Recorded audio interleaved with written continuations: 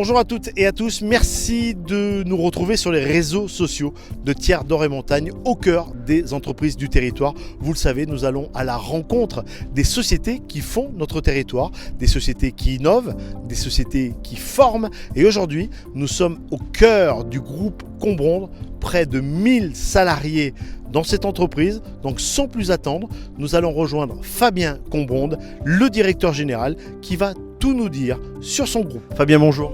Bonjour Jérôme. Merci de nous recevoir dans votre entreprise au sein du groupe Combronde. Et déjà, est-ce que vous pouvez vous présenter et présenter votre entreprise ?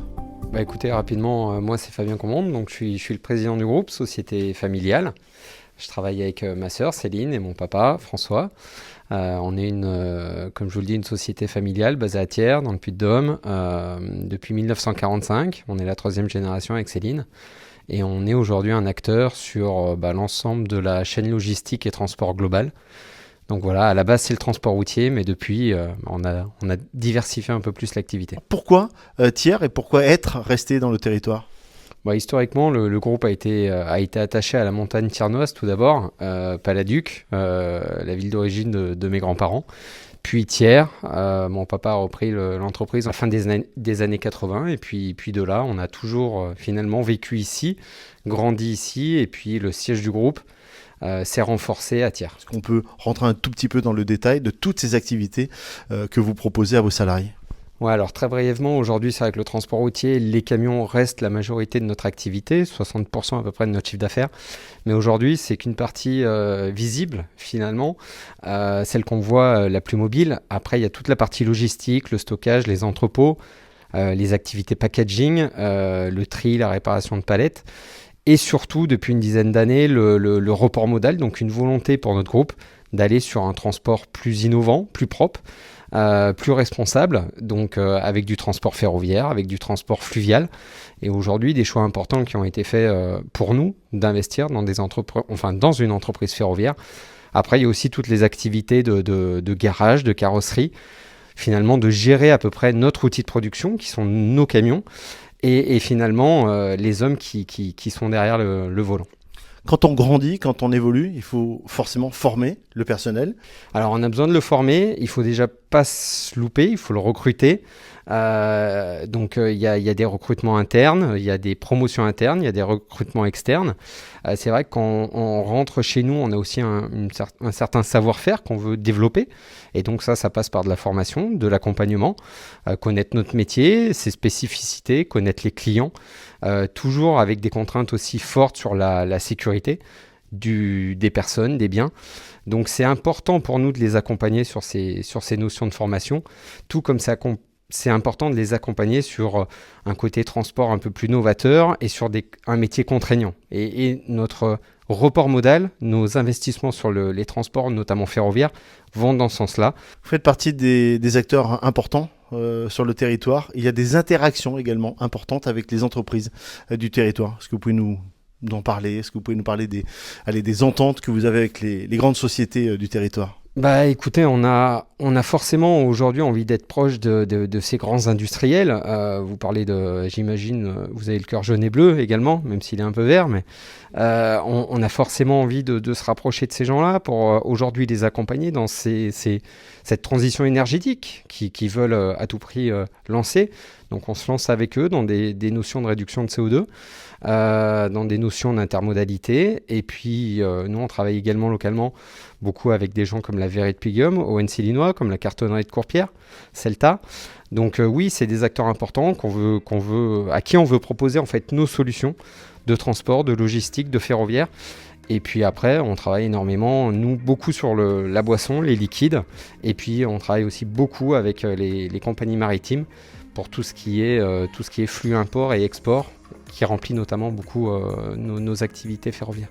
Merci beaucoup. Merci à vous, Gérard. Ils sont les personnes les plus importantes du groupe Combronde. Ce sont les chauffeurs routiers. François, bonjour.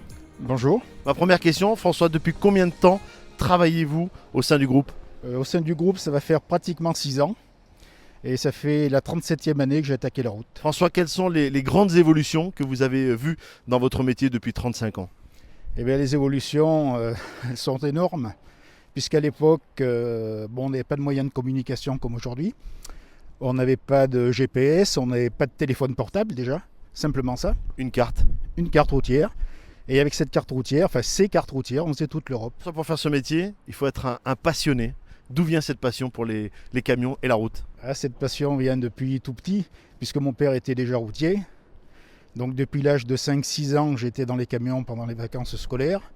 Et après, dès que j'ai eu l'opportunité de passer mes permis, j'ai suivi. C'est un métier que vous avez envie de recommander aux jeunes? Il faut être passionné. Quelqu'un qui fait ça sans la passion, ça ne durera pas. Merci beaucoup François. Merci. Fabien, bonjour. Bonjour. Quel est votre rôle dans le groupe? Alors j'ai la direction du transport de marchandises générales, donc essentiellement du bâcher, totliner. C'est environ 450-500 conducteurs, une vingtaine de sites en France.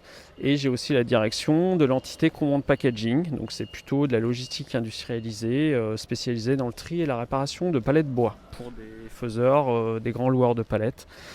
Ou je ne sais pas si je peux citer le nom de nos partenaires, la société Shep, leader mondial de la palette locative, et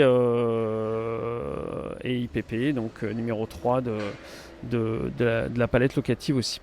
Quelles sont les prochaines grandes activités qui risquent d'arriver dans des groupes comme le vôtre pour évoluer, pour continuer à grandir et à vivre? Aujourd'hui, c'est d'essayer de se mettre à la page, c'est-à-dire de suivre tout ce qui nous entoure, l'environnement, et puis surtout d'apporter à nos clients toute la partie supply chain dans toute sa globalité, c'est-à-dire sortie d'usine jusqu'à la livraison finale avec l'externalisation de ce qu'on appelle aujourd'hui le facility management, c'est-à-dire que les sociétés, nos chargeurs se concentrent sur leur métier de base, c'est-à-dire la production, et que nous, on intervienne sur toutes les activités annexes et connexes. Merci beaucoup. Merci. Nous sommes avec Virginie Arzeli qui est formatrice. Virginie, bonjour. Bonjour. Quel est votre rôle au sein du groupe? Car on le sait, il y a beaucoup de règlements et des règlements qui changent énormément et assez vite. Tout à fait. Donc au niveau du groupe, je représente toute la partie formation, mais également la partie organisme de formation qui a été créé, donc à destination des chauffeurs routiers, également dédié à nos propres chauffeurs au sein du groupe, mais également au public externe pour enfin pouvoir proposer un panel de formation et dont ces formations réglementaires obligatoires telles que les FCO marchandises. Merci beaucoup. Merci à vous. Nous sommes avec Théo Moreno qui est le chef d'atelier mécanique du groupe Combond. Théo, bonjour. Bonjour. Bon, première question, depuis combien de temps travaillez-vous au sein du groupe? Bientôt 10 ans. Parlez-nous un petit peu de votre travail. Quelle est la mission première du garage? Donc mon travail déjà c'est d'organiser les plannings. Je fais aussi la liaison avec le magasin et aussi quand il y a besoin, ils ont un manque de connaissances ou de savoir-faire, ils viennent, ils me consultent, on voit ensemble et on essaie de corriger les défauts. Théo, quel est votre plus grand souvenir de dépannage ici ou dans toute la France? Donc mon plus grand souvenir c'est changer un embrayage sur un camion remorque sur un parking de notre dépôt à Bolène à côté d'Avignon. Donc il a fallu réparer comme ça de A à Z. Avec pas grand chose et pas beaucoup de place surtout, on pouvait pas lever le véhicule. Et le camion est reparti. C'est ça, ils sont toujours partis. Merci beaucoup Théo. Au sein du groupe Combond, Stéphane s'occupe de la restitution des véhicules. Alors quand je dis vous vous occupez de la restitution, vous vous occupez surtout du nettoyage de l'intérieur des camions. Tout à fait, on s'occupe de tout le nettoyage de l'intérieur, le pressing des sièges, les sols, tout ce qui est dépoussiérage, nettoyage, un petit peu en profondeur, les intérieurs de portes, les coffres. Ça fait partie des activités du groupe Combond, les camions et également les particuliers, les voitures. Tout à fait, on s'occupe aussi des voitures des particuliers, intérieurs, extérieurs. Il y a aussi le libre service, mais nous on fait aussi les intérieurs et extérieurs en atelier. Merci beaucoup. Mais je vous en prie, merci à vous.